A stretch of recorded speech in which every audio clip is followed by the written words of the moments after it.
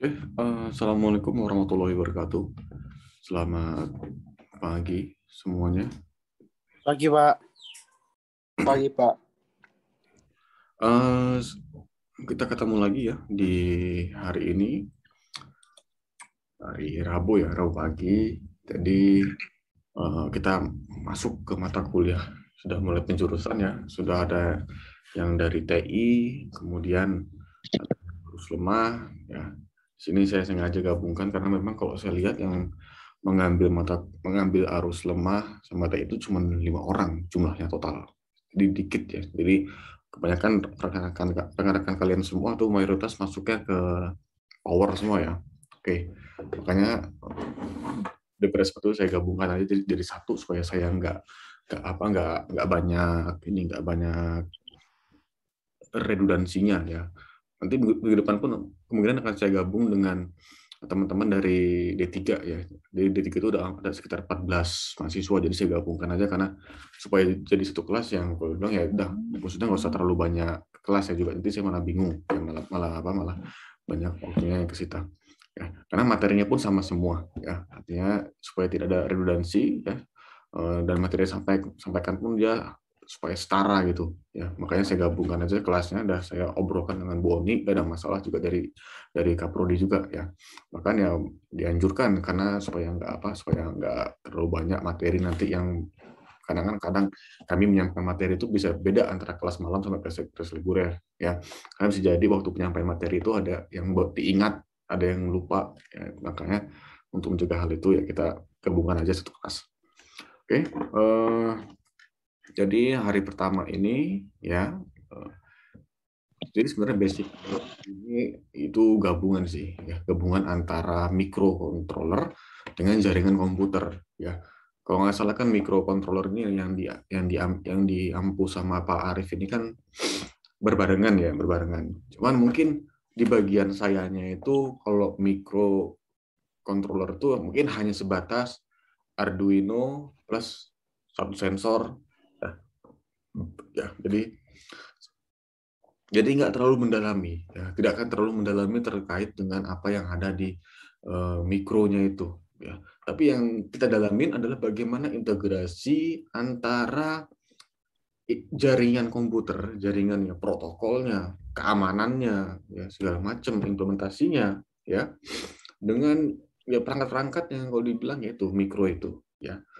Jadi itu ya, jadi kalau sebenarnya kalau IoT ini kalau kalian sudah merasakan, yaitu sudah bisa beli alatnya sebenarnya. Ya mungkin kalau kalian nyari di Tokopedia di segala macam itu mungkin cari yang sekarang lagi booming-boomingnya adalah lampu-lampu yang sudah ada Wi-Fi-nya yang bisa dikontrol ya. Itu salah satu implementasinya, salah satu kecil implementasinya. Ya. Sebenarnya kalau kita berbicara lebih luas itu sangat banyak implementasinya ya. Kita lihat scope-nya lebih tinggi. Nah, yang kita bahas adalah nanti terkait dengan integrasinya itu ya, bagaimana nanti protokolnya, bagaimana keamanannya, bagaimana caranya. Jadi kan ada teori ada praktek ya. Nanti prakteknya setelah UTS kemungkinan kita akan offline ya. Jadi kalau yang tahun lalu itu malah nggak enak karena apa? Offline tapi hanya 4 pertemuan ya, karena memang saya sangat karena di yang kemarin tuh benar-benar terbatas ruang geraknya ya, belum banyak yang vaksin. Tapi kalau sekarang, insya Allah, saya yakin kalian semua sudah pada vaksin ya. Jadi kemungkinan nanti ketika setelah UTS kita bisa melaksanakan praktikum secara offline ya. Karena praktikumnya ini tidak bisa kita laksanakan secara simulasi karena memang tidak ada alatnya.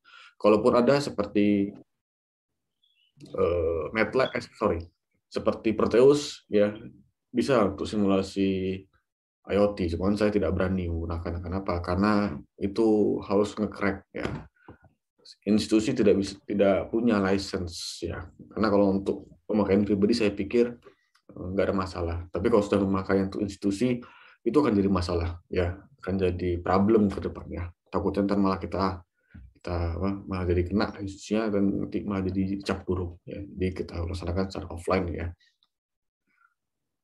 Oke, jadi yang pertama adalah saya akan jelaskan dulu tentang RPS ya, materi-materi apa yang akan kita jalani ya selama 14 kali pertemuan, ya.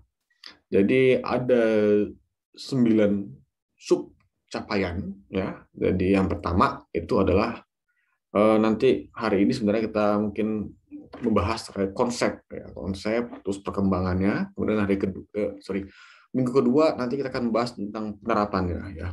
Jadi penerapan IoT itu saya bawa ke awal, ya, supaya nanti kalian bisa paham bahwa yang kalian pelajari ini suatu hal yang bermanfaat, ya. Jadi ketika kalian tahu bahwa IoT ini punya tujuan di real life, di kehidupan sehari-hari, maka itu saya yakin bisa membangkitkan semangat belajarnya, ya. Dan juga biasanya untuk mahasiswa-mahasiswa akhir itu IoT itu jadi tempat apa ya, tempat penantian, ya. Artinya banyak mahasiswa-mahasiswa yang dari SCE, ya. Bahkan ada yang dari Power pun ketika skripsi ngambilnya apa? IoT semua, ya. Bahkan kalau saya lihat banyak sekali yang IoT, ya. Rata-rata yang SCA itu biasanya IoT, ya. Jadi memang karena memang ini ilmu sedang lagi booming-boomingnya, ya. Mengingat sekarang industri 4.0 yang dimana semua perangkat itu harus terhubung internet, ya. Itu sudah, jadi IoT ini adalah ilmu yang baru, ya. Baru sekitar tahun 90-an, ya. Walaupun 90-an itu tahun sekitar 20 30 tahun lalu, cuman itu masih tertumbuh. IoT itu kalau nggak salah, ya, permulaannya tahun 90-an itu masih sangat baru. Ya, makanya pengadopsiannya sekarang lagi berlanjut, ya. Nah, IoT ini merupakan ceruk yang bagus bagi rekan-rekan semua. Kenapa? Karena IoT ini masih sangat baru di Indonesia, ya. Artinya dia masih dalam tahap janin, ya. Janin yang nanti akan, sebenarnya bukan janin sih, mungkin dia masih tahap balita, ya, balita. Artinya mereka masih tahap meraba-raba, ya.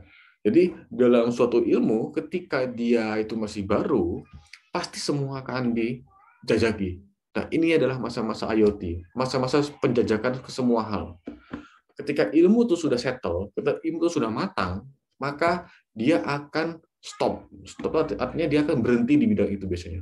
Ya, jadi mumpung rekan-rekan semua ini sudah sedang menikmati masa-masa balitanya atau masa-masa emasnya IoT, ya, maka jadilah orang yang expert gitu. Artinya ini kompetisi yang sedang panas ini dengan orang-orang IoT dari yang lain, engineer IoT yang lain, ya. Maka kalian harus bisa cepat ya beradaptasi, ya.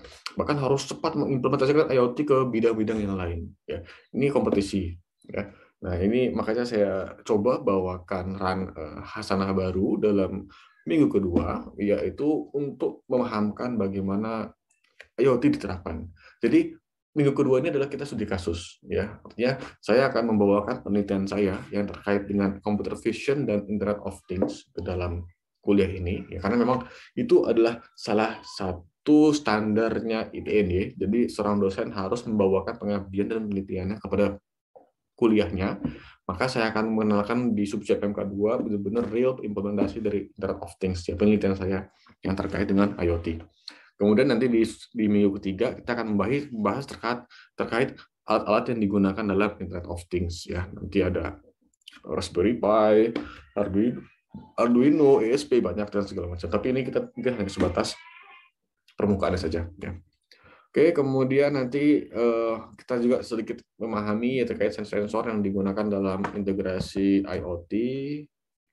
Kemudian di minggu kelima, nah di minggu kelima ini minggu yang panjang, ya, ada 4 pertemuan. Jadi kita akan memahami tentang bagaimana koneksi antar perangkat IoT, protokolnya, medianya, segala macam. Ya, ini seperti jaringan, ini seperti mata kuliah Jarkom, cuman kita adopsi ke dalam ranahnya sih Internet of Things, ya. Nanti pasti akan kalian temukan sama perihal yang sama, ya, IP address, TCP/IP, UDP, protokol tersebut yang nanti akan kita adopsi ke dalam ranah Internet of Things. Tapi nanti ada beberapa protokol yang memang itu unik, ya, unik. Artinya dia biasanya memang banyak digunakan dalam perangkat Internet of Things, tidak banyak diterapkan di perangkat-perangkat komputer besar seperti Jarko, seperti komputer desktop, server yang lainnya.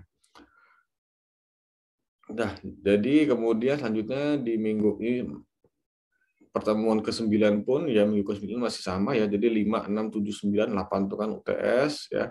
5, 6, 7, 9 itu kita membahas terkait itu ya. Jadi dia mau sangat banyak. Sorry, ini masih salah ya. Jadi yang subsum kelima ini dia sama. Ini seharusnya sama ya. Ini seharusnya sama ini. Ini sama. Cuman saya salah nulis ya. Kemudian sub CPMK 6. Sebentar.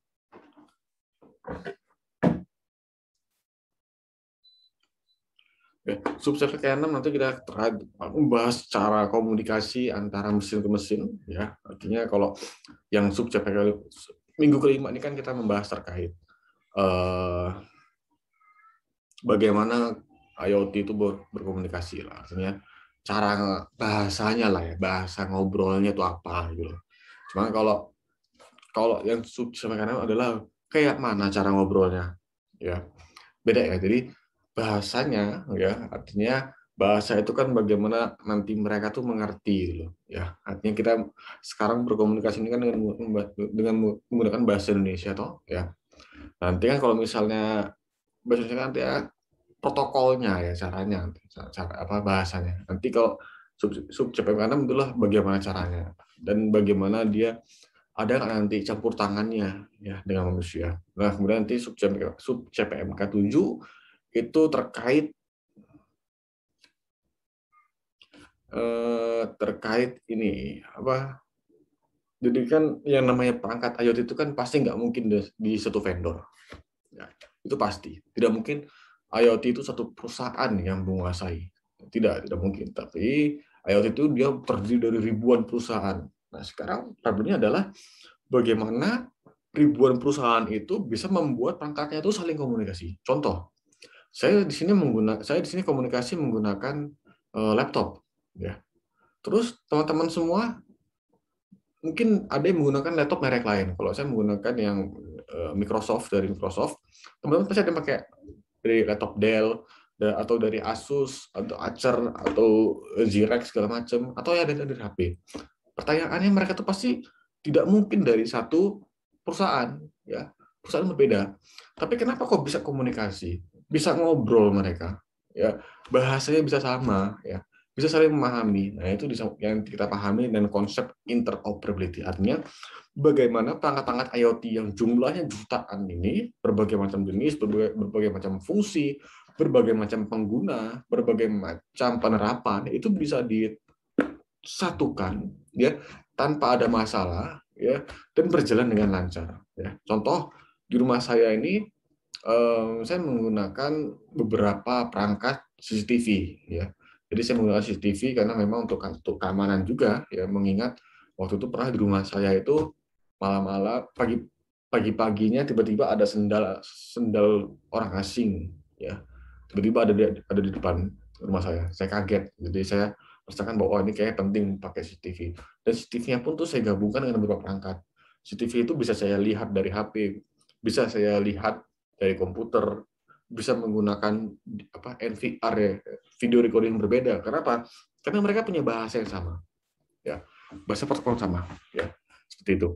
Nah, nanti sub CPMK 8 kita akan coba membahas studi kasus, cuma dalam pendekatan paper, ya. Jadi nanti sub CPMK 8 itu ada tugas, ya, kepada rekan-rekan semua untuk melihat, ya, untuk membahas dari sisi papernya. Jadi nanti kita akan melihat paper-paper yang bagus, yang bagus. Kita lihat penerapan IoT nanti akan kalian bahas ya. Kita akan bahas bersama-sama. Tapi pusatnya tetap kalian ya. Nanti akan mengerjakan masing-masing ya terkait pembahasan studi kasus di paper ya. Kita evaluasi apa yang digunakan oleh mereka, protokolnya apa, segala macam, perangkatnya apa ya.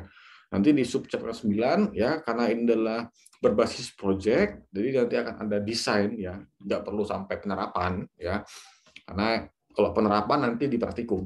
Ya. Cuman di sub CPMK 9 itu kalian setidaknya sudah nanti merancang, mendesain, artinya cukup mungkin digambar rangkaiannya, atau mungkin kalian punya konsep nih, oh saya punya IoT ini nanti saya buat perangkatnya ini untuk ini ya, nanti jelas metodenya apa, protokolnya apa segala macam ya. Itu di subchat PMK9 itu. Tapi subchat PMK9 ini dia kelompok ya. Kelompoknya nanti ya udah karena cuma 5 orang ya. Dua dari arus lemah ya, kemudian 3 dari TI ya kalau nggak salah, jadi ya mungkin bisa digabungkan saja. Misalnya digabungkan dalam artian ya ada arus lemah sendiri, TI sendiri ya, seperti itu. Kemudian nanti baru kita UAS ya, UAS selesai. Oke, nanti ini akan saya posting di Elinas ya, di Elinas belum saya sempat oprek ya. Oke.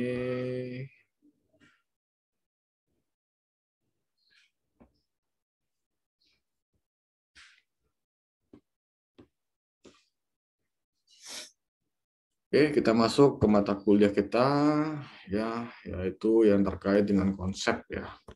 Jadi sama saya seperti yang sebelum-sebelumnya bahwa dalam mata kuliah ini sebentar. Konsep nilainya adalah tugas 40%, UTS 20%, dan UAS 40% ya. Jadi tugas harus dikerjakan ya, jangan hanya mengandalkan UTS sama UAS karena UTS sama UAS itu nilainya hanya 60% ya. Nanti tentu keaktifan kalian ya, bagaimana kalian dalam kuliah segala macam ya, itu ada nilai tambah dari saya, nanti akan dimasukkan ke dalam nilai tugas ya. Oke, IoT ya, IoT sampai saat ini ada yang ingin tanyakan dulu terhadap materinya?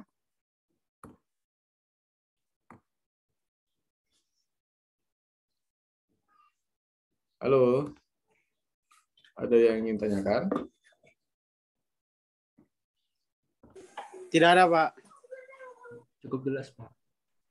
Dulu ya untuk materi konsep IoT. Jadi sebelum kita masuk ke gerbang lebih dalam lagi, masuk ke ruangan yang lebih spesifik lagi, kita akan membahas terkait apa itu Internet of Things. Yes.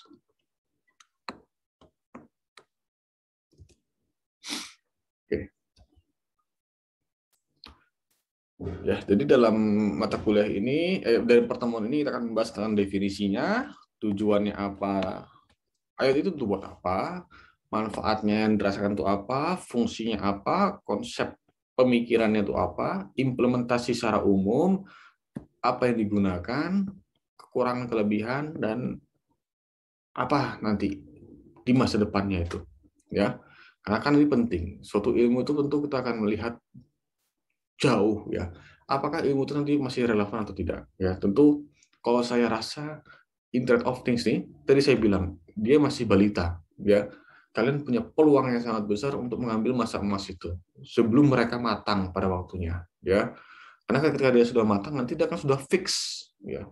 Jadi karena sekarang masih baru, mereka tuh seperti mencari identitas lah ya, sama kayak anak-anak remaja lah ya. Kalian udah merasakan sendiri ya, bahwa anak-anak remaja itu pasti mencari identitas ya. Sama ya IoT, ya, dia masih lebih muda lagi ya, pasti ya itu kalian bisa ambil ceruk itu, kesempatan itu ya untuk pengembangan IoT lebih lanjut ya. Nah, saya pengen nanya pada kalian, apa maksud dari gambar ini? Ayo, monggo. Jadi nggak cuma saya doang yang berbicara. Yuk, Mas Manuel, Mas Patrick, Mas Aswin. Ada yang bisa memberikan saya gambaran terkait gambar ini?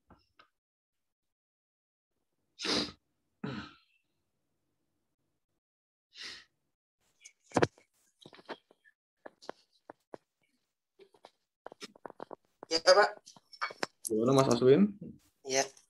Bisa menurut dari penglihatan saya nih ya, Pak. Ini adalah sebuah jaringan saling terkoneksi, Pak. Ya, Mas. Terus gimana? Entah itu jaringan yang diciptakan oleh manusia dan juga dari alam, Pak. Oke. Terima kasih. Sudah, Mas Aswin. Sekian dulu, Pak. Oke, terima kasih Mas Aswin ya. Ya, sama-sama. Pendapat yang bagus ya.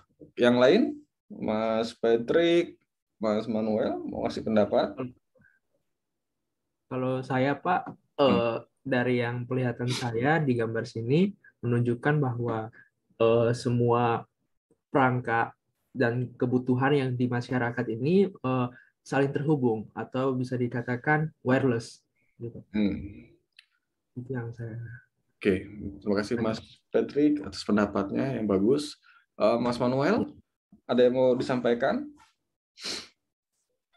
Sama Pak, jadi kayak kita saling terhubung seperti wireless yang kayak tadi Pak Bagus yang kita bisa maksudnya kayak seperti kita bisa mengontrol sesuatu itu melalui apa saja begitu. Yang penting selama itu terkoneksi dengan internet. Oke, ya, terima kasih Mas Manuel, dia pendapatnya benar semua ya, benar semua, pas ya. Artinya intinya adalah IoT ini memungkinkan semua perangkat itu dihubungkan secara internet, ya. Artinya tidak hanya secara jaringan lokal, tapi secara jaringan internet, ya. Walaupun sebenarnya itu untuk sekarang masih belum diterapkan 100%. Dalam artian terhubungnya dia ke internet karena masih membutuhkan server dari pusat, ya. Contoh, misal kalian beli perangkat-perangkatnya dari smart home-nya Bardi, smart home-nya Xiaomi, ya mungkin saya kasih contoh ya. Di sini kita cari di Tokopedia.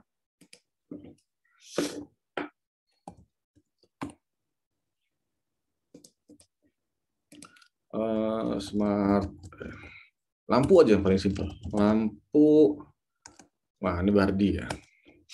Ini Bardi ini memang mereka sudah sangat, istilahnya kalau dibilang yang hampir menguasai pasar smart home di Indonesia. Jadi saya ingat tahun lalu itu Xiaomi masih merajai. Cuma karena Xiaomi itu mahal, ya, dan juga mungkin marketingnya tidak semasif, ya tidak semasif Bardi, maka dia kalah, ya kalah.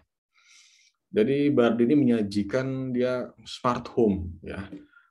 Tapi problemnya adalah karena kita masih menerapkan IPv4, ya. Mungkin saya yakin di Jarkom itu sekarang sudah paham IPv4 itu ini ya. Google.com. Ya, jadi IPv4 ini alamat ya, alamat publik ya untuk perangkat ya. Ini 216.239.38.120 ya. Ini adalah alamatnya si google.com. Ya,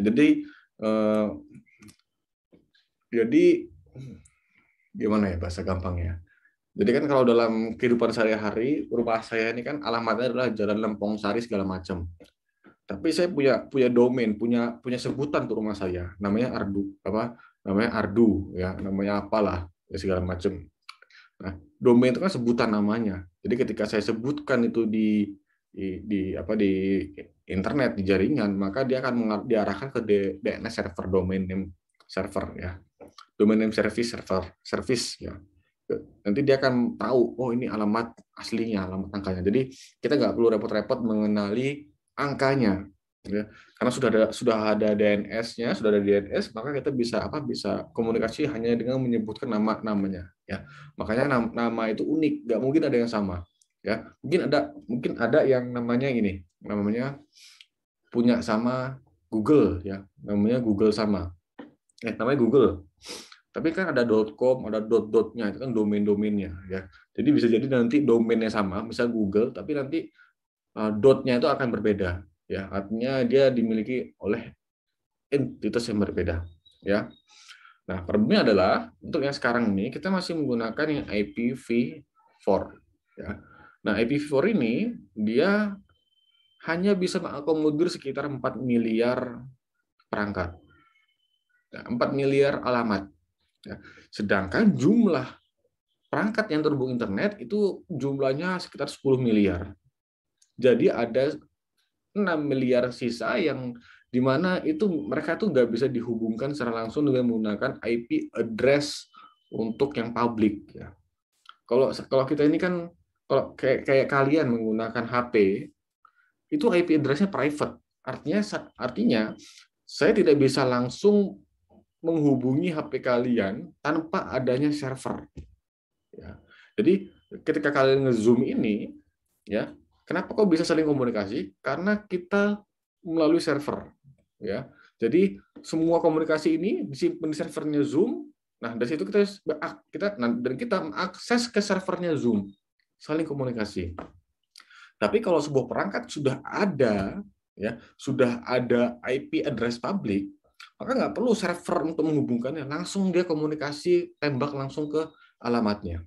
Contoh, misal kalau di rumah saya masang IndiHome. IndiHome itu dia walaupun sebenarnya kualitasnya buruk dari sisi jaringan, ya, maksudnya dia itu sudah harganya 300.000 paling murah, tapi kecepatannya paling rendah di antara kompetitor yang lain.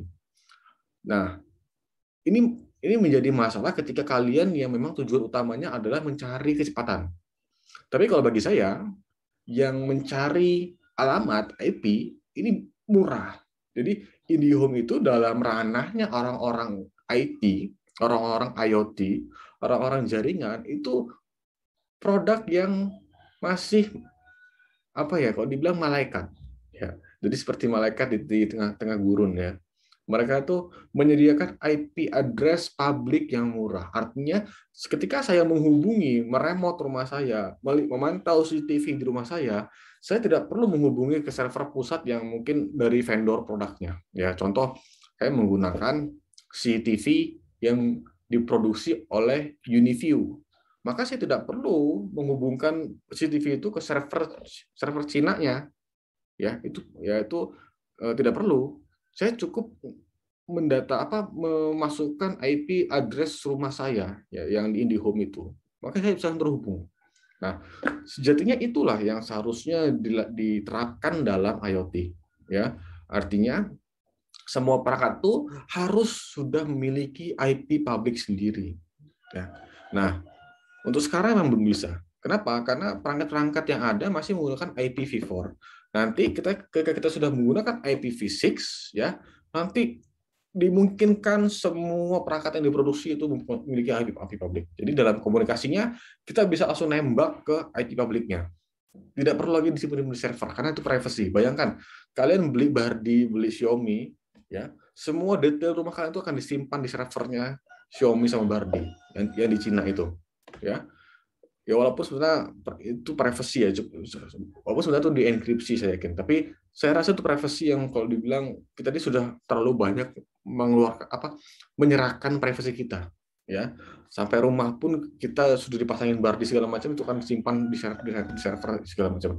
Mungkin untuk pribadi itu nggak ada masalah, tapi kalau untuk perusahaan itu akan concern sekali mereka biasanya, ya.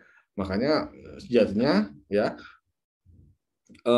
kita, ya, bisa memanfaatkan, ya, IP publiknya itu, ya. Tapi nanti, ya, mungkin 10 tahun lagi kita baru mungkin benar-benar full menjalankan IPv6, ya, karena memang belum semuanya, ya.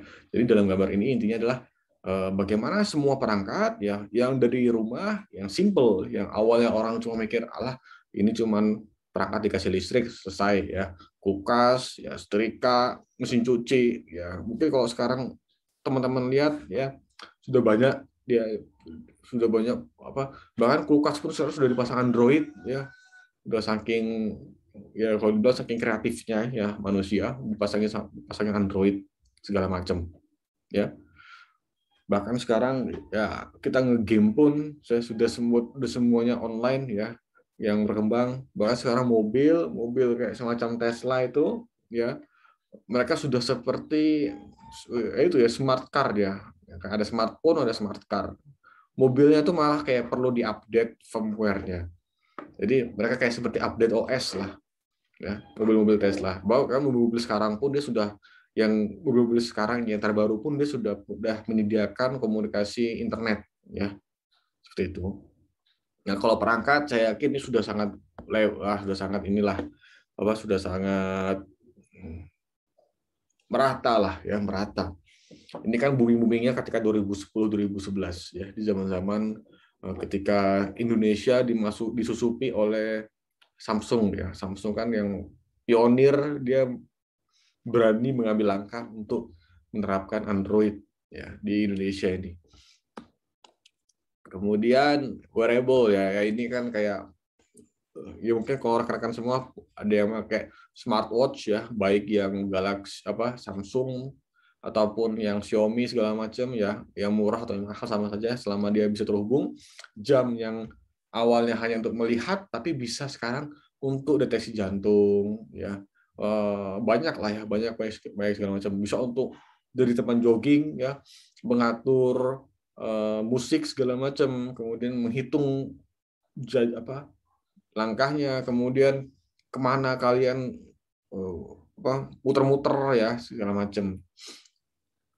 Nah, medical ya sekarang bahkan kalau rekan-rekan tahu semua sekarang serba di rumah sakit sudah serba otomatis ya. Bahkan kulkasnya pun biasanya pendinginnya untuk apa segala macam sudah bisa dikontrol lewat perangkat ya, secara wireless segala macam. Jadi memang sudah masuk kemana-mana. Nah, ini kesempatan yang manis buat kalian ketika kalian mempelajari IoT, bisa secara mendalam, ya bisa menerapkan ke segala bidang ya. Jadi ini suatu hal yang baru karena dia masih masa eksplorasi, maka kalian bisa menerapkan ke segala hal ya. Artinya kalian mau menerapkan ke geologi, monggo.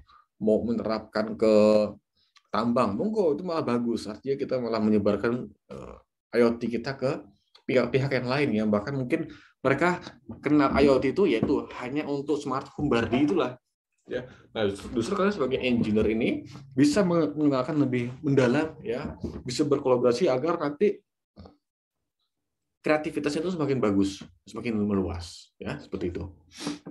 Nah, apalagi sekarang di bidang militer ya, sudah drone sekarang kan sudah banyak ya. Bahkan kalau dibilang mungkin nanti di masa-masa yang akan datang itu semua perangkat perang itu sudah menggunakan drone semua ya, robot, ya, kapal segala macam. Jadi orang hanya butuh perang dari di belakang layar aja ya. Artinya ya udah dia cuma ngendaliin kayak remote control aja seperti itu. Industrial IoT itu sudah banyak terapannya segala macam. Oke, IoT ya. Jadi secara bahasa IoT adalah internet para benda ya. Jadi benda-benda itu diinternetkan. Itu bahasa gampangnya lah ya. Jadi dulu yang IoT itu kalau dibilang hanya khusus untuk jaringan-jaringan besar ya, jaringan komputer desktop segala macam. Tapi sekarang ya sudah di mana-mana sudah menggunakan IoT. Bahkan kalau kalian lihat sebenarnya skripsi anak-anak arus lemah ataupun TI pasti lihatlah, pasti IoT-nya banyak banget ya. IoT-nya itu udah sampai membuat mesin kopi berbasis IoT, semua dibuat IoT. Nah, tapi itu nggak salah. Kenapa? Karena emang sekarang lagi masa-masanya IoT mengeksplorasi ya terkait bidang-bidang yang semua bidang ya, dan itu tidak salah ya, walaupun kalau dibilang unik bahkan kok saya membimbing mahasiswa yang membuat sistem pakan kucing berbasis IoT. Jadi pakan kucing itu nanti otomatis dia bisa ngelihat jumlah air yang dikeluarkan, terus makanannya, terus bisa dipantau lewat HP segala macam. Ya. Jadi ini benar-benar kreatif yang unik ya. Artinya kita bisa membuat terobosan terbaru ya. Makanya kalau kalian tuh punya ide yang unik itu bisa jadi skripsi nanti ya. Nanti bisa misalnya apa berbasis IoT, lampu merah berbasis IoT, nanti bisa diatur sama operator dari jauh, itu bisa seperti itu ya. Jadi masih banyak peluang-peluang untuk menerapkan Internet of Things, sekarang masih baru ya. Jadi intinya IoT itu sebenarnya kalau dia perangkatnya itu elektronik, maka dia enak di IoT-in, ya di IoT-kan ya, bahasa ini ya, bahasa kerjanya ya. Lampu elektronik tinggal dipasang, misal kita pengen dia ngebuat ngedim, tinggal dikasih regulator voltage ya, atau dia mau dibuat mati nyala, pasangin relay, selesai. Jadi intinya ya cuma perangkat elektronik yang dikasih internet ya. Bisa nggak perangkat-perangkat yang bukan elektronik dipasangin IoT? Bisa. Mesin tik itu bisa dibuat IoT? Bisa, cuman repot membuat. Tapi buat apa juga ya? Nah, biasanya IoT ini lebih berkutat ke mesin-mesin yang basicnya dia bisa dipasangin bisa dipasangin perangkat elektronik lah ya. Yang kalau dibilang proses modifikasinya tidak terlalu berat ya dalam IoT ini. Nah, ini ya yang saya bilang ya. Oh, malah sekarang sudah 50 miliar. Jadi tadi saya salah ya. Jadi yang 12,5 miliar itu di 2010 yang 10 miliar. Bayangkan, zaman sekarang tuh sudah ada 50 miliar perangkat ya. Berarti ada sekitar 6 ya. Jadi satu orang tuh bisa memegang 6 lebih perangkat. Tentu perangkatnya bukan hanya perangkat HP ya. Jadi yang dimaksud adalah perangkat yang kalian tuh secara tidak langsung tuh bisa berkomunikasi dengannya. Contoh, HP itu kan nggak berdiri sendiri, tapi dia membutuhkan BTS, ya. Sama, kalian pakai Zoom, itu membutuhkan apa? Membutuhkan server kan, membutuhkan jaringan. Itu maksud ya. Jadi satu orang tuh bisa menggunakan secara langsung atau tidak langsung 6 perangkat, ya. Artinya banyak sekali yang menggunakan perangkat yang terhubung. Jadi ketika suatu perangkat terhubung ke internet, maka ya disebut IoT. Ya, HP pun tuh IoT. Kenapa? Karena basicnya adalah benda, thing, ya, benda. Ya, jadi segala benda-benda yang terhubung dengan internet itu adalah ya IoT itu sendiri. Ya, seperti itu. Jadi kalau dilihat ya, dan ini pun masih proyeksinya 2020. Ya, artinya kalau ini kita lihat ya dalam waktu 5 tahun dia naiknya 2 kali lipat. Maka nanti saya yakin ini seperti ini grafiknya. Nah, ini logaritmik ya kalau logaritmik ya. Artinya kalau udah semakin ini tahun ya, ini perangkat ya, maka semakin tahun perangkat itu akan semakin tinggi. Nah, maka dari itu agar perangkat ini bisa dihubungkan secara langsung, maka yang diperlukan apa? Yang diperlukan itu ya IP public versi 6 ya. Yang tadi saya bilang dia bisa triliunan perangkat yang bisa mengakomodir triliunan perangkat dibandingkan dengan IPv4 yang hanya mengakomodir sebatas 4 miliar perangkat. Ya, 4 miliar address ya, seperti itu. Makanya sekarang ini kalau kita bilang IP address itu mahal ya, harus per bulan tuh kalau nggak salah nyewanya 100.000 ya. Agar perangkat kita bisa dihubungkan lewat internet. Oke, ini waktunya sudah habis, maksudnya habis Zoom-nya. Jadi kita keluar dulu, nanti kita akan masuk lagi ya dengan link yang sama.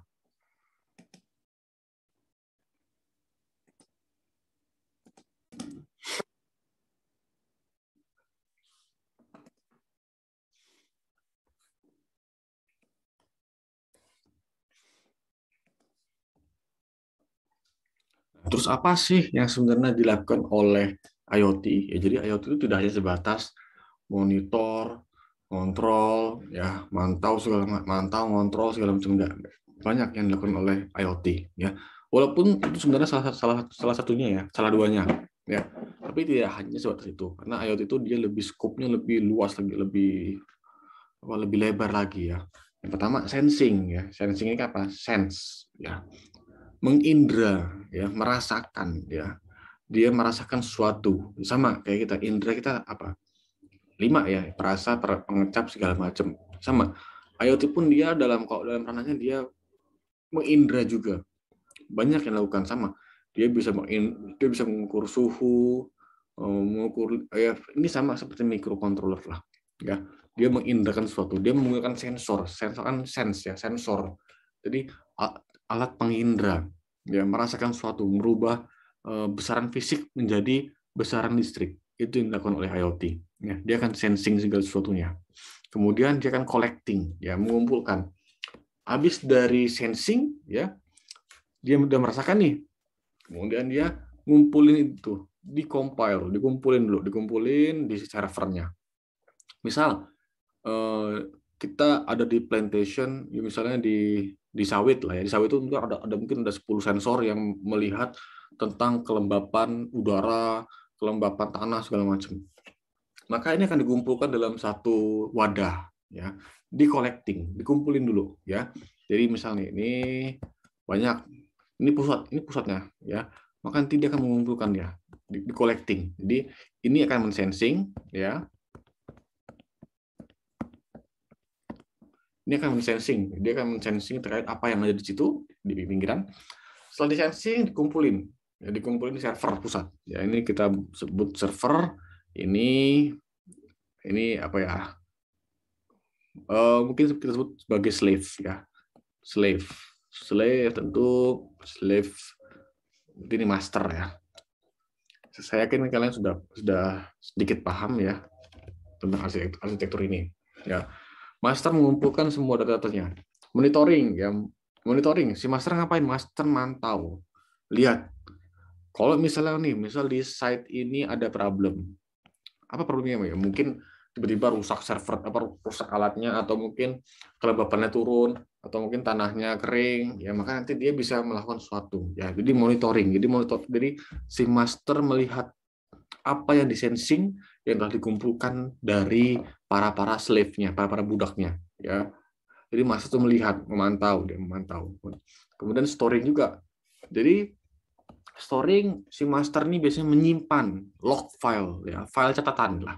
Artinya tidak hanya dia itu nanti dilihat, dibandingkan, ya, ditelaah, tapi dia juga akan disimpan sebagai arsip biasanya. Ya, tentu arsipnya sesuai dengan kebijakan perusahaan masing-masing, tidak bisa disamakan. Ada yang mungkin menyimpan selama setahun, sebulan, sehari, ya, itu monggo. Tidak ada yang terbaik atau terburuk. Semua tergantung dari kondisinya. Ya. Kemudian diproses. Ya tadi, misal kita pengen data itu diapain, ya diolah, ya apa ntar dimasukkan ke dalam machine learning supaya bisa diketahui polanya, atau diolah dengan cara big data, ya. Jadi ada kaitan juga. Kenapa? Karena IoT ini ya dia akan, kalau kita berbicara secara skop yang lebih besar, maka itu akan bisa digabungkan dengan big data, ya. Jadi ini bukan satu hal yang sia-sia kan belajar big data itu, ya. Bisa kalian lihat nanti bagaimana perkembangannya dari skop yang sangat luas, ya. Visualizing, ya. Ini artinya kita menggambarkan, artinya kita sajikan itu dalam bentuk chart, ya, atau mungkin datanya itu kita sajikan dalam bentuk grafik, ya. Nah, ini kita cara menyajikannya, atau kita buat dashboard khusus untuk menyajikan datanya. Ini cara kita mempercantik tampilan. Karena untuk melihat perkembangan data itu kita kan biasanya menggunakan ya grafik segala macam, ya. Artinya kita bisa melihat sebuah data itu punya nggak dia insight, ya. Artinya apakah dia mengandung sebuah knowledge yang bisa kita bahas di situ, ya. Itu dalam sisi visualizing. Artinya kita menggambarkan data itu agar bisa dipahami dari dimensi yang lain, ya. Kemudian analyzing, kita analisa, ya. Jadi di proses visual kita analisa, kita lihat ya apa yang ada di data itu. Ada apa di situ? Apakah ada anomali? Apakah ada kesalahan? Apakah ada perbaikan? Apakah ada kerusakan? Kita lihat datanya. Kita bandingkan, ya, kita evaluasi di situ. Ya, kita bandingkan dengan yang tahun lalu, ya. Nanti hasil analisanya itu akan menjadi apa? Decision making, sebagai pembuat keputusan, ya.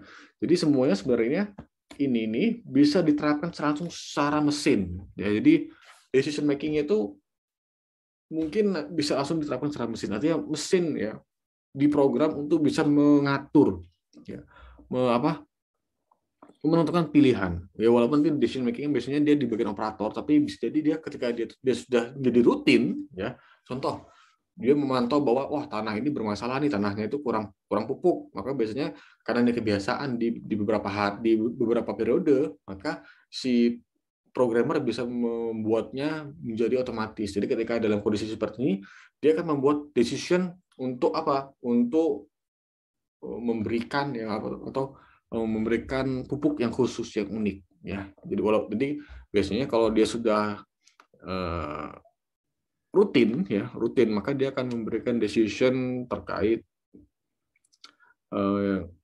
secara otomatis lah, tidak perlu ada campur tangan operator, ya.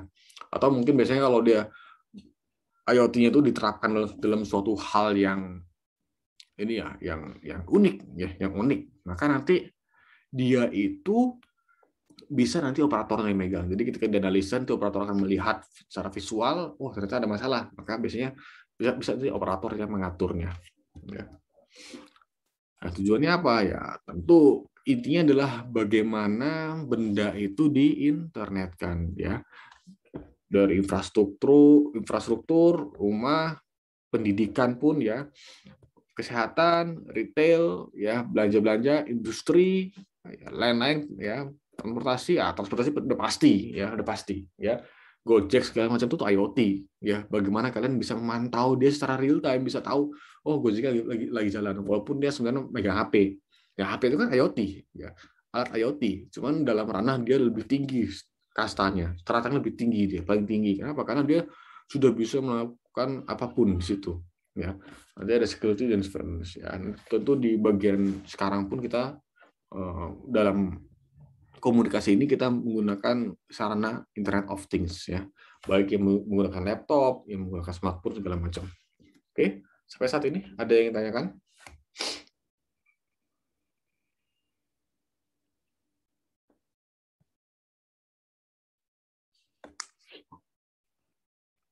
Tidak ada, Pak. Oke.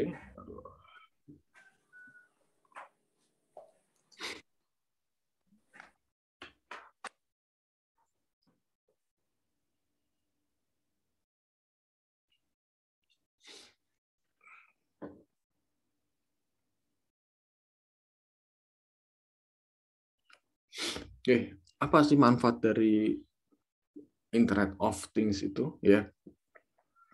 Artinya adalah kita pengen dalam IoT itu pekerjaan kita tuh lebih mudah ya. Lebih mudah, lebih cepat dan efisien ya. Mudah itu artinya ya sekarang bayangin kita dalam perangkat smartphone kita ya, IoT dalam kasta tertinggi ya, maksudnya tertinggi itu dia bisa ngapain aja ya, sebenarnya masih luas lagi dari sisi skopnya ya. Kita bisa ngapain aja, bisa pakai peta ya, bisa kalkulator yang sebenarnya simple ya, kemudian bisa pesan apa aja dari sini, bisa banking juga, malahan bisa transfer uang segala macam ya. Jadi sangat memudahkan seseorang ya, Internet of Things ini. Kemudian dia cepat ya.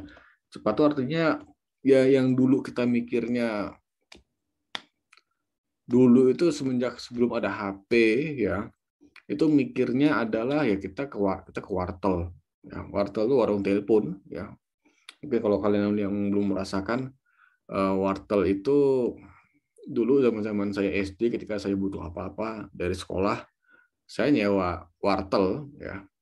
Itu murah, paling telepon 1 menit 2 menit itu sekitar 300 perak ya.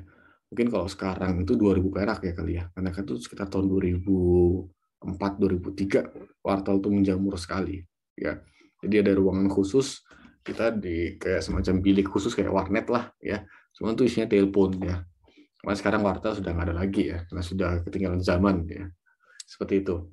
Jadi dengan adanya IoT ini dia semakin cepat segala satunya ya. Jadi kita nggak perlu ke wartel, udah tinggal dari HP, cukup ya, efisien ya. Semua pekerjaan bisa dilaksanakan dalam satu perangkat ya. Tadi di smartphone tuh apa, kita nggak perlu ke bank.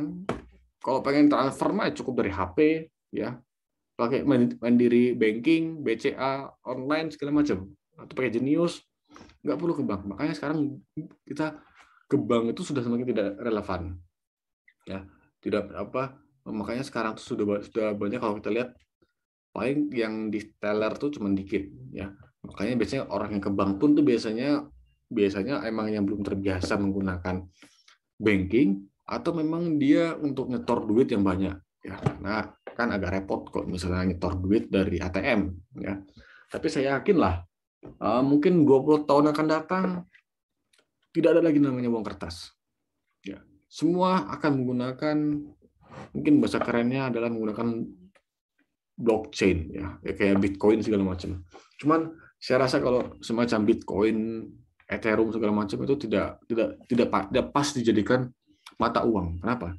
Karena dia sangat volatile, ya, sangat berubah cepat nilai mata uang. Nilainya itu berdasarkan sentimen masalahnya.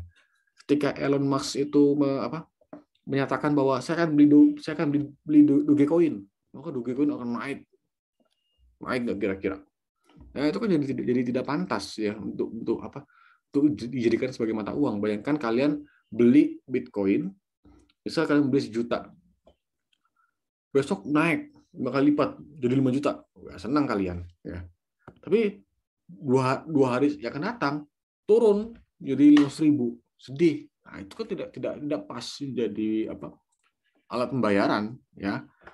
Meskipun sebenarnya uang kita ya, uang rupiah, uang dolar itu sebenarnya dirancang untuk tidak berharga setiap tahunnya.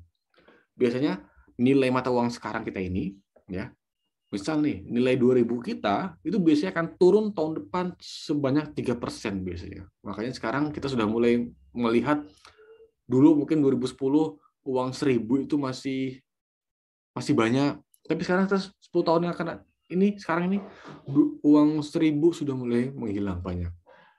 Tergantikan dengan 2.000. Mungkin nanti 5 tahun lagi kita akan dapat nominal 3.000. Bisa jadi. Ya. Saya ingat masih tahun 2000 saya SD itu 2003, SD kelas 3 itu 2001 ya. 2001 2002 itu uang 500 perak itu yang gambarnya orang hutan itu banyak sekali gitu. Tapi sekarang sudah nggak ada lagi. 500 perak sudah jadi koin dan itu pun peredarannya nggak sebanyak uang 2.000 ya. Jadi itu. Ya, tapi saya yakin nanti dia akan datang, uang itu pasti akan menjadi digital. Ya, sekarang adalah masa-masanya penjajakan uang digital. Makanya kalian lihat banyak sekali startup yang menyajikan uang wallet digital ya. Ada Dana, ada Link Aja, ada GoPay, ada ShopeePay dan banyak macamnya. Ada Doku internasional, ada PayPal segala macam. Ya. Jadi kan itu karena sekarang ini adalah masa-masa penjajakan, jadi semua akan berkreasi. Ya. Tapi nanti ketika dia sudah matang, maka nanti akan sedikit pemainnya biasanya. Ya, seperti itu. Kemudian ya kita bisa karena dia internetnya benda, maka dia bisa bisa dimonitoring secara langsung dimanapun kapanpun. Ya, artinya karena saya sudah memasang CCTV di rumah saya bisa monitoring rumah saya dari jauh. Dari kampus saya bisa monitoring, saya bisa melihat apa yang dilakukan oleh anak saya ya di rumah saya ya segala macam. Dan saya rekam itu semuanya. Artinya saya simpan untuk keamanan kalau misalnya ada apa-apa. Ya. Kemudian peningkatan keamanan. Ini sebenarnya seperti paradoks ya. Dalam artian ketika suatu benda itu diimplementasikan dengan internet, maka yakinlah benda itu pasti akan bisa dihack, akan bisa dimanipulasi oleh orang yang benar-benar tidak punya tanggung jawab. Itu pasti. Ya. Makanya ada anekdot menyatakan bahwa alat yang paling tidak bisa dihack ya itu adalah alat yang tidak terhubung dengan internet ya. Itu sangat benar karena seaman apapun sebuah perangkat ya, ketika dia sudah terekspos oleh internet maka dia akan punya potensi yang kalau dibilang tergantung besar atau kecil tergantung dari nanti kita akan bahas terkait keamanannya ya. Tapi dia punya potensi untuk dihack, punya potensi untuk diambil oleh orang-orang yang tidak bertanggung jawab. Makanya kalian sering temukan ada beberapa orang yang dia gagap internet, ketika masuk ke internet dia lebih gampang tertipu ya. Dia biasanya kena hack WhatsApp-nya, kena hack akun banknya segala macam ya. Nah itu. Jadi ketika dia sudah dikenalkan dengan internet, maka sebenarnya keamanannya akan turun. Tapi ya di beberapa sisi naik juga nih. Contoh, rumah yang awalnya sering kemalingan dipasang CCTV ya, dia jadi aman. Ya, jadi amannya itu ada yang secara teknis, ada yang secara penerapan. Ya, jadi beda sudut pandangnya ya, seperti itu. Kemudian komunikasi antara mesin dan real time. Jadi bayangkan sebenarnya real time ini konsepnya adalah jangan berpikir bahwa real time itu langsung diterima. Contoh, saya ngobrol ke kalian ini itu real time, tapi bukan berarti dalam waktu yang sama. Pasti ada delay, ya. Saya ngomong sekarang ini, mungkin delay-nya 2 detik deh sama kalian. Mungkin, ya. Jadi ketika saya ngobrol, pasti ada jeda waktu kalian tuh kayak, oh iya, gitu loh. Jadi ada jeda waktu kalian akan menanggapi. Kenapa? Karena kan namanya data ini pasti akan diproses dulu di laptop saya, kemudian dikirimkan ke modem IndiHome, dari IndiHome kemana? Kelempar-lempar routingnya, sampai nanti dia masuk ke provider HP kalian, yang kalau dari HP atau IndiHome lebih cepat kalau IndiHome karena satu server, ya. Nah situ, itu kan ada delay di situ. Nah, real time itu adalah persepsi kita, artinya selama itu masih masuk akal, ya. Contoh, saya ngomong sekarang, terus kalian baru kedengaran 2 detik setelah saya ngomong, masuk akal, karena ada proses di situ. Jadi masih ada feedback yang masuk akal. Dia nggak masuk akal adalah ketika saya ngomong sekarang, nyampainya 10 jam lagi. Nah, itu yang repot. Jadi saya nanya nih, ini apa artinya? Kalian baru jawab 10 jam lagi. Ya, itu tidak real time. Ya, jadi real time itu bukan berarti harus di waktu yang sama. Tapi adalah ada delay yang masih dimaklumi lah gitu bahasa gampangnya. Ya. Karena kalau kita berbicara komunikasi antara drone yang di Mars dengan yang di bumi itu membutuhkan waktu 15 menit. Ya. Bayangkan kalian ngirimkan data dari bumi, ditembak ke Mars, nyampainya 15 menit lagi. Ya. Itu delay yang lama, ya. Cuman real time. Kenapa? Karena itu yang paling masuk akal, ya. Karena kita untuk sekarang ini kita masih menggunakan cahaya untuk komunikasi data. Dan cahaya kecepatannya adalah 300 km per jam. Jadi itu yang tercepat, paling cepat. Jadi ketika nyampe-nya 14 menit, itu yang paling cepat, itu yang paling real time. Ya, karena tidak mungkin untuk digunakan, misal delay 2 detik, itu nggak mungkin sama sekali. Seperti itu. Ya, contoh, ya. Misal kita punya kulkas yang mahal, yang harganya tuh kayak seharga Bit, ya 20 juta. Ya. Yang 2 pintu, yang besarnya ya mungkin sangat sulit dimasukin dari pintu-pintu rumah kita, ya, yang 2 pintu, terus ada smartphone-nya di situ. Jadi mungkin kalau di Twitter tuh kita bisa melihat tweeted from Android, tweeted from iPhone. Nanti ada orang yang tweeted from Samsung Smart Fridge, ya. Jadi unik ini. Contoh, ya. Tweeting from Samsung Smart Fridge. Nah, jadi ada yang pernah nge-tweet, wah ini diblokir.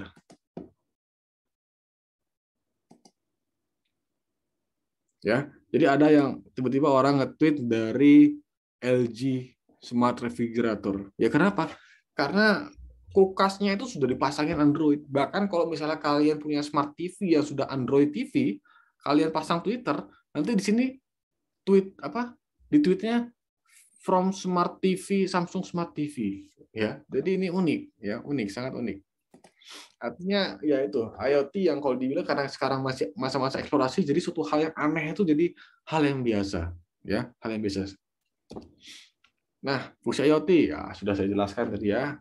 Sudah disebutkan juga, ya.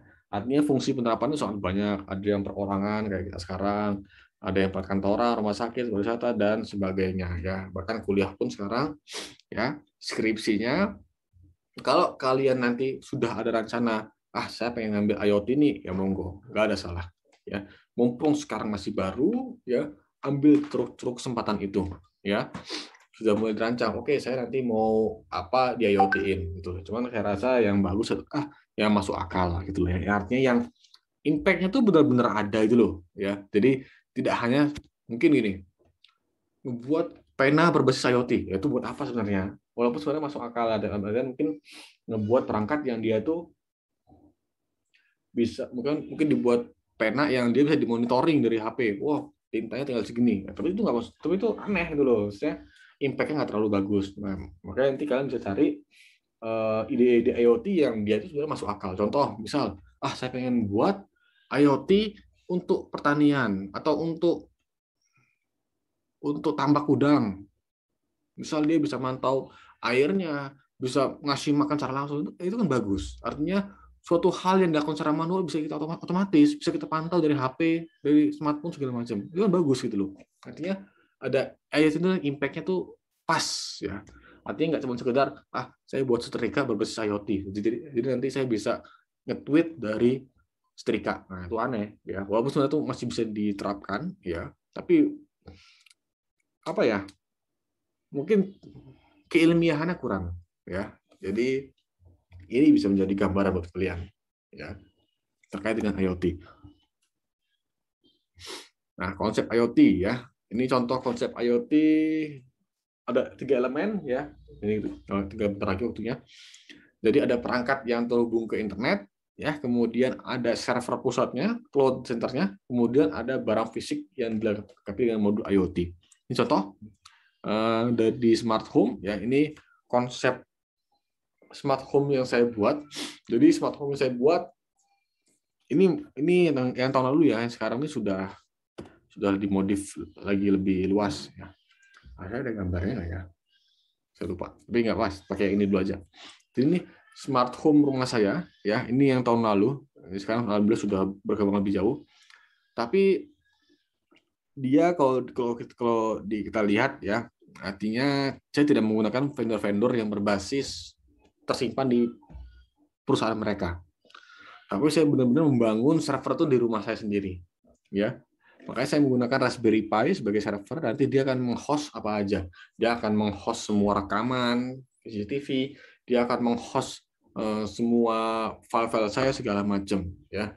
Jadi ini konsep IoT yang di smart home. Tapi nanti di pertemuan kedua akan saya bahas secara rinci terkait dengan penelitian saya, ya, secara implementasi secara langsung. Cuma ini sebagai gambaran buat kalian terkait implementasi dari Internet of Things.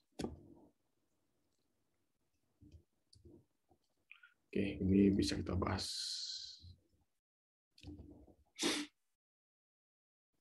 Oke, ya. Kemudian di IoT itu ya implementasinya banyak ya. Dia ada smart mall ya. Mungkin sekarang di pandemi ini ya sangat bagus nih. Artinya kalian bisa ngitungin orang, kemudian bisa ukur suhu otomatis ya. Smart mall ya, jadi memang sangat berguna di masa-masa pandemi sekarang ini. Retail ya, nanti dia akan bisa membuat deteksi kadaluarsa dari sebuah barang ya, barang kayak retail. Nah, smart agriculture artinya bisa deteksi kelembapan tanah segala macam, udara untuk pertanian. Smart environment ya, artinya bisa deteksi kebakaran hutan ya. Ini untuk geologi di tambang itu bisa kalian rancang ya. Bisa untuk deteksi tsunami segala macam ya. Smart city ya, ini bayangkan sebuah kota yang dimana dia tuh bisa dikontrol oleh para operator. Bayangkan lampu merah yang berbasis kemacetan, artinya ketika di tempat itu dia macet, maka biasanya lampu hijaunya lebih panjang. Bayangkan bisa diatur seperti itu, maka semakin efisien. Kemudian smart traffic ya sama ya, sama-sama. Kemudian security dan emergency ya ini ya, artinya kita bisa membuat sistem keamanan yang bisa mendeteksi kebocoran gas segala macam. Nah, terus smart home ya ini yang bisa diatur semuanya lewat HP. Ya sekarang lagi booming-boomingnya ya, bahkan menjadi nilai jual ya bagi developer perumahan saat ini. Oke, ini nanti kita bahas di pertemuan ketiga. Ini kita bahas di pertemuan ketiga juga. Oke ya, kelebihannya apa? Jadi datanya itu semakin banyak sehingga kita bisa memanfaatkannya sebagai decision making. Ya, kemudian bisa tracking juga ya, kita bisa mengecek persediaan barang segala macam secara real time. Bahkan ya sekarang itu ya kalian bisa memantau driver Gojek kalian itu di mana posisinya, kalian pesen GoFood di mana, pesanannya, makanannya segala macam. Waktu lebih singkat, lebih padat ya, artinya untuk komunikasi data itu tidak perlu waktu yang lama. Terlebih sekarang kita sudah mulai mengadopsi 5G, walaupun sebenarnya 4G itu masih banyak yang bolong-bolong, ya. Makanya kita 5G kita ini kapan mau diterapkan, ya. Bahkan perangkatnya sudah dijual, tapi infrastrukturnya belum ada. Ya, itu yang menyedihkan. Beli HP mahal, tapi nggak bisa digunakan untuk 5G, ya. Nasib, ya. Nah, kemudian biayanya, ya, artinya IoT ini karena dia semakin lama semakin kecil, semakin banyak, maka akan semakin murah, ya. Terlebih yang utama dari IoT adalah I-nya. I itu adalah internet, ya. Internet yakinlah semakin lama semakin murah. Dulu saya ingat waktu zaman-zaman saya kuliah S1 2010-2011, 20.000 itu untuk membeli paket pulsa 600 MB. Nah, sekarang 20.000 itu bisa dapat 5 GB. Artinya apa? Semakin murah data itu, ya. Kecuali untuk IndiHome lah. IndiHome itu masih mahal untuk data, ya. 300.000 itu untuk 20 MB. Sedangkan pesaingnya kayak siapa? Kayak si Bisnet segala macam, 300.000 lebih dikit itu dia sudah bisa mengakomodir 75 megabit, ya. Jadi sangat-sangat, ya, kalau dibilang ya itulah, ya, karena dia memonopoli pasar, ya, IndiHome. Cuman kalau bagi saya IndiHome itu sangat membantu. Kenapa? Karena menyediakan IP publik yang murah, ya. Itu. Nah, ini ya risikonya apa? Compatibility. Ya, artinya terkadang kita akan menemukan perangkat yang dia itu susah kompatibel, ya. Karena memang IoT ini terdiri dari jutaan perangkat, terkadang nanti ada beberapa hal yang tidak kompatibel, ya. Itu yang akan dirasakan oleh pemanfaatan oleh Internet of Things itu sendiri, ya. Cuma nanti ini kan kita bahas lebih mendalam di pertemuan interoperability. Complexity, ya. Karena semakin banyak perangkat yang berhubung, maka akan semakin kompleks perangkat itu, ya. Jadi semakin banyak penggunaannya, semakin banyak fungsi, maka akan semakin kompleks. Kemudian safety, nah ini yang saya bilang, semakin sebuah perangkat itu terhubung dengan internet, maka yakinlah dia akan akan gampang dihack. Nggak gampang juga, ya, tergantung dari implementasi keamanannya. Ini kita bahas nanti di pertemuan 456 di pertemuan 5, 6, 7, 9, ya, terkait dengan media komunikasinya, protokol komunikasinya, ya. Tapi yakinlah setiap perangkat yang terhubung dengan internet itu pasti akan bisa dihack, ya. Nah, makanya nanti tinggal kita yang mengecilkan. Makanya saya punya peribahasa yang saya dapat dari internet, saya nggak tahu siapa orang yang menyebarkan, yang membuat peluang gini, bahasa gampang gimana, ya? Peluang Anda untuk terbunuh oleh sapi itu sangatlah kecil, tapi tidak mungkin nol. Ya, saya ulangi, ya. Peluang Anda terbunuh oleh sapi, ya, entah ditabrak, entah diinjak, entah di apa sama sapi, itu sangatlah kecil. Tapi bukan berarti itu nol. Artinya kita ini bisa kemungkinan terbunuh dengan sapi, ya. Walaupun kita bisa melihat peluangnya kecil, tapi yakinlah peluangnya itu tidak mungkin nol, ya. Tapi ada kemungkinan walaupun kecil, ya. Jadi ada kewaspadaan di situ. Sama dalam yang namanya terhubung dengan internet, maka kewaspadaan kalian itu harus ditingkatkan. Ya, kenapa? Karena yakinlah ketika kalian selip sedikit, maka akan ada orang yang tidak bertanggung jawab memanfaatkan slip Anda itu, ya. Jadi waspadalah, ya, terkait dengan penggunaan di internet ini, ya. Nah, ini, ya, bahwa sekarang kita sudah masuk ke industri 4.0 yang dimana semua perangkat terhubung dengan internet, ya. Jadi IoT ini adalah pionirnya untuk elektro arus lemah, ya, dan sangat digaung-gaungkan mungkin sampai 10 tahun yang akan datang, karena memang ini masa-masanya industri 4.0, ya.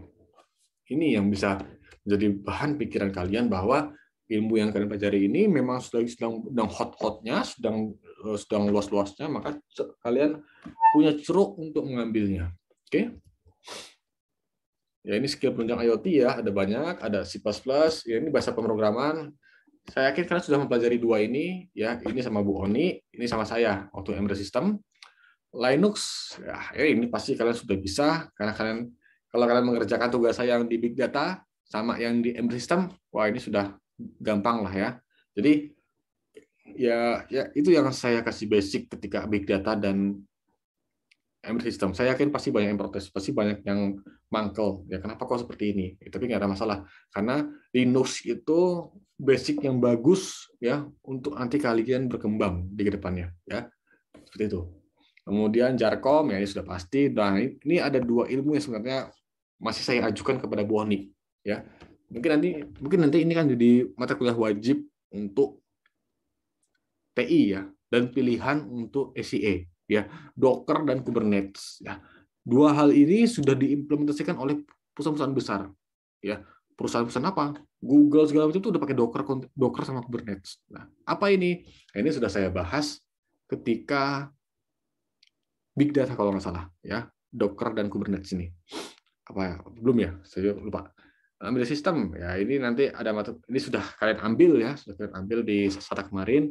Arduino berjalan ya, nanti di microcontroller dan IoT praktik pun ada.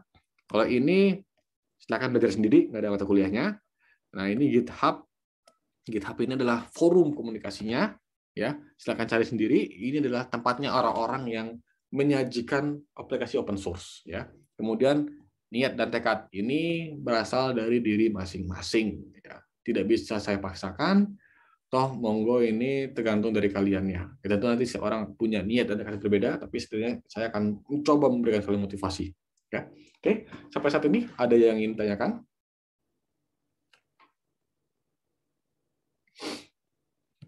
Oke, ada yang ingin ditanyakan?